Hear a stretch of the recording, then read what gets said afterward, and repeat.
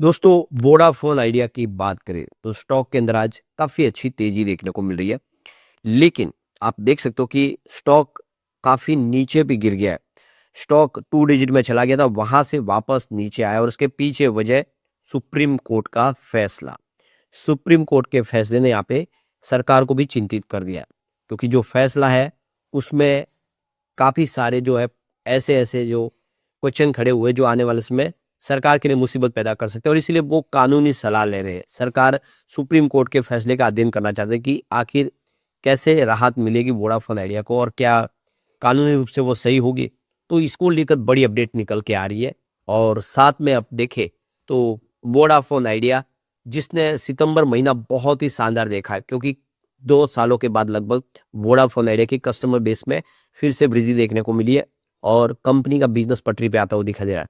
कैसे मतलब इसमें वोडाफोन आइडिया सर्वाइव कर जाएगा, जानने की कोशिश करेंगे इस वीडियो के माध्यम से। लेकिन फ्रेंड्स, उससे पहले अगर आप पहली बार हमारे चैनल पे आए तो चैनल को सब्सक्राइब कर दीजिए, एक बेल आइकॉन दबा दीजिए ताकि जब भी नया वीडियो बने पहला नोटिफिकेशन आपको मिले। वीडियो पसंद आए तो लाइक से जरूर कीजिए। चलो फ्रेंड्स, वीडियो स्टार्ट करते हैं। मैं हूं आपका दोस्त SB दवे और हमारे अपने चैनल ऑनलाइन कमाई में आपका बहुत बहुत स्वागत है। सबसे पहले वोडाफोन आइडिया के कारोबार की बात करें, इस समय स्टॉक 8.93 पर ट्रेड कर रहा है, जहाँ पे 2.29% की तेजी है। तो स्टॉक पिछली तेजी में आप देखें तो काफी ऊपर बढ़ गया था, लेकिन वहां से गिरावट का सिलसिला शुरू हुआ, स्टॉक फिर नीचे आ गया है। तो आप देख सकते हो कि कल क्लोजिंग 8.73 पर हुई थी और आज बिल्कुल वहीं पर इसने शुरुआत की। इंट्राडे में हल्की सी गिरावट भी हुई, आप देखिए 8.71 के आसपास, लेकिन जो तेजी बनी तो 8.96 तक भी गया है। यानी अब यहाँ से निचले लेवल से खरीदारी दिखने लगी है। वैसे आपको पता होगा कि सुप्रीम कोर्ट के फैसले के पहले यहाँ पे ये 10.57 तक पहुंच गया था, यानी 2 डिजिट में आ गया था। लेकिन अब आप देख सकते हो कि इसमें फिर गिरावट का सिलसिला शुरू हुआ और ये थोड़ा सा नीचे आ गया है। अब यहाँ पे थोड़ा सा कंफ्यूजन हो रहा है, जिसकी वजह से ये दबाव की स्थिति बन रही है। तो ये क्लियर आप देखो कि पिछले एक सप्ताह में 7% के आसपास की गिरावट हो गई है। ऊपर के लेवल से स्टॉक नीचे आ गया वापस। वैसे पिछले 1 महीने के हिसाब से अभी फिलहाल 9.84% के आसपास की तेजी देखने को मिलेगी और पिछले 3 महीनों में सबसे शानदार 29.23% के आसपास की तेजी बनी है। तो उनके लिए बेहतर साबित हो जिसने 2-3 महीने पहले इन्वेस्टमेंट किया सही है।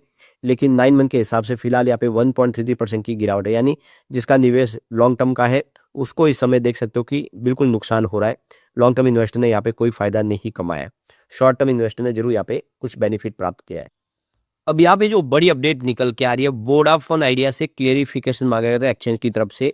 जो 27 अक्टूबर 2025 को जो मेन स्ट्रीम मीडिया के अंदर जो खबरें निकल कर आई थी, जो कंपनी को ये पूछा गया है कि जो ऑर्डर पास किया गया सुप्रीम कोर्ट का, उसको लेकर यहाँ पे 11% के आसपास की स्टॉक के अंदर गिरावट हुई।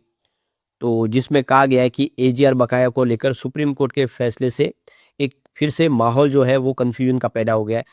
तो इस वजह से देखें तो मटेरियल प्राइस मूवमेंट देखने को मिला, स्टॉक के अंदर भारी वॉल्यूम हुआ और 30 अक्टूबर को देखें स्टॉक की स्थिति है दबाव की बन गई, स्टॉक नीचे आया है। तो इसी को लेकर कंपनी की तरफ से ये कहा गया है कि जो ऑर्डर पास हुआ सुप्रीम कोर्ट का वो ऑलरेडी वेबसाइट पे आ चुका है और हमने एक्सचेंज को भी ये पूरा का पूरा ऑर्डर दे दिया है, जिसमें वो अच्छे से समझ सकते हैं। इस आदेश को लेकर हम और कोई कमेंट नहीं करना चाहते, क्योंकि पूरा का पूरा जो आदेश है वो ऑलरेडी आप देखें तो वेबसाइट पे है, आप उसको समझ सकते हैं कि सुप्रीम कोर्ट ने क्या कहा है।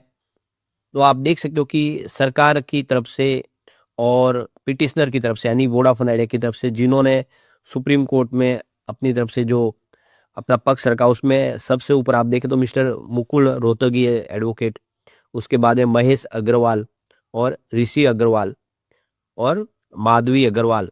इसके अलावा यहाँ पे मानवी अग्रवाल और कल्याणी भिड़े और इसके अलावा मिस्टर EC अग्रवाल।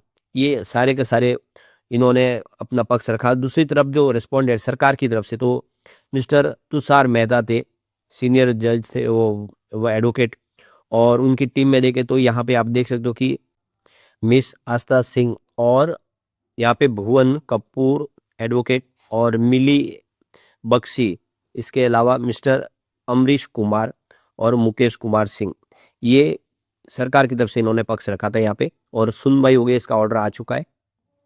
लेकिन अब बात यह है कि सुप्रीम कोर्ट के आदेश के बाद नया विवाद शुरू हो सकता है। सरकार इसके लिए कानूनी सलाह लेने जा रही है। तो ये देख सकते हो कि अदालत का जो आदेश है वो एजीआर बकाये पर पुनर्विचार करने की अनुमति तो देता है, लेकिन ये जो इस समय रिलीफ है वो सिर्फ वोडाफोन आइडिया लिमिटेड पर लागू होगा, यानी दूसरी कंपनियों पर लागू नहीं होगा। इसके अलावा फाइनेंस 2016-17 तक उठाई गई अतिरिक्त एजीआर की मांग तंगी सीमित है, यानी जो डिमांड की गई उसी को लेकर सरकार ने आदेश दिया है। उसमें दूसरी कंपनियां शामिल नहीं है या फिर पूर्ण माफी के भी कोई यहाँ पे सवाल नहीं है। तो यहाँ पे देखो कि जो आदेश आया उसमें सिर्फ एक्स्ट्रा जो एजीआर के लिए जो डिमांड की गई थी उसी को सीमित कर दिया गया है। तो कोर्ट का ये आदेश सिर्फ वोडाफोन आइडिया पर है, बाकी कंपनियों पर इसका कोई भी फायदा होने वाला नहीं, उनको बेनिफिट नहीं मिलेगा। और सरकार भी इसी बात को ध्यान में रखते हुए सुप्रीम कोर्ट के आदेश पर कानूनी सलाह लेगी। और एक अधिकारी ने फिलहाल कहा है कि उन्होंने नाम न छापने की शर्त पे बताया कि सरकार को अभी कानूनी सलाह लेनी होगी। इस तरह के किसी मामले में आगे कदम उठाने से पहले हमें कानूनी विशेषज्ञों से परामर्श करना होगा, यानी इस फैसले को समझना होगा जो सुप्रीम कोर्ट से फैसला आया है। तो ये सुप्रीम कोर्ट के फैसले के अनुसार वीआई का अतिरिक्त मात्र जो 9,400 करोड़ रुपीज की जो रकम है उसका ही एजीआर माफ होगा, पूरा एजीआर माफ नहीं होगा। तो ये देख लो कि इसकी ही पहले पीएलए लगाई थी एजीआर के माफी के लिए सुप्रीम कोर्ट में। बाद में कंपनी ने अपनी याचिका में बदलाव किया और वीआई ने एजीआर पर ब्याज और पेनल्टी माफ करने की मांग की थी। और फिलहाल सरकार सुप्रीम कोर्ट के आदेश पर कानूनी सलाह लेने जा रही है कि इस आदेश का पूरा मतलब क्या है। तो सुप्रीम कोर्ट ने अपने आदेश में कहा है कि सरकार चाहे तो राहत दे सकती है। पॉलिसी के मामलों में सुप्रीम कोर्ट कोई दखल नहीं देगा। सुप्रीम कोर्ट ने वोडाफोन आइडिया को ही सिर्फ राहत दी है, एयरटेल को इस फायदे का कुछ भी फायदा नहीं होने वाला इस मामले से। इस फैसले से एयरटेल बेनिफिट में नहीं आएगा। तो आपके सुप्रीम कोर्ट ने ये कहा है कि सरकार चाहे तो एयरटेल पर अतिरिक्त मांग रख सकती है, यानी उसकी फिर से सुप्रीम कोर्ट में सुनवाई हो सकती है। तो ये देख सकते हैं हमारी जो टेलीकॉम मिनिस्टर है ज्योतिराज सिंधिया, उन्होंने 29 अक्टूबर को कहा है कि सरकार कोई भी नीतिगत फैसला लेने से पहले इस फैसले के प्रभावों का आकलन करेगी। उन्होंने कहा है कि हमें इसके प्रभावों को समझने के लिए आदेश का अध्ययन करना होगा और वोडाफोन आइडिया द्वारा राहत के लिए आवेदन करने का इंतजार करना होगा। यानी अभी फिलहाल इस मामले में अभी भी पेच बाकी है और सरकार किस तरह से मदद करेगी वो देखना होगा। तो अब सवाल यही आता है कि सुप्रीम कोर्ट के आदेश के बाद जो दिशा निर्देश जारी होंगे उसके बाद में वोडाफोन आइडिया को अपनी मांग की औपचारिक रूप से रूपरेखा तैयार करनी होगी। सरकार से क्या डिमांड करनी है, किस तरह से राहत लेनी है, उसके ऊपर उनको सरकार से मांग रखनी होगी और फिर सरकार उसके ऊपर विचार विमर्श करके अदालत के अंतिम निर्णय पर निर्भर करेगा कि किस तरह से राहत मिलती है। वैसे आप देख सकते हो कि सितंबर मंथ है वो वोडाफोन आइडिया के लिए काफ़ी राहत भरा साबित हुआ। सितंबर मंथ में आप देख सकते हो कि 26% की तेजी देखने को मिली। अब स्टॉक देखिए अपने 8 मंथ के हाई पे पहुंच गया। इसके अलावा एजीआर ड्यू पर रिलीफ मिला सुप्रीम कोर्ट से सितंबर में, काफ़ी बड़ी राहत मिली और ट्रेडिंग वॉल्यूम में वृद्धि देखने को मिली, यानी लोगों का निवेशकों का भरोसा फिर से लौटने लगा है। सबसे बड़ी राहत के तो आप देखिए 2 साल के बाद, लगभग 2 साल होने के बाद वोडाफोन आइडिया के जो एक्टिव सब्सक्राइबर बेस में वृद्धि देखने को मिली है। जो सितंबर मंथ में आप देखें तो इन्होंने पिछले 21 महीने का रिकॉर्ड तोड़ के जो लगातार गिरावट का सिलसिला था उस पर ब्रेक लगाए, ये इतनी बड़ी राहत मिली है यहाँ पे।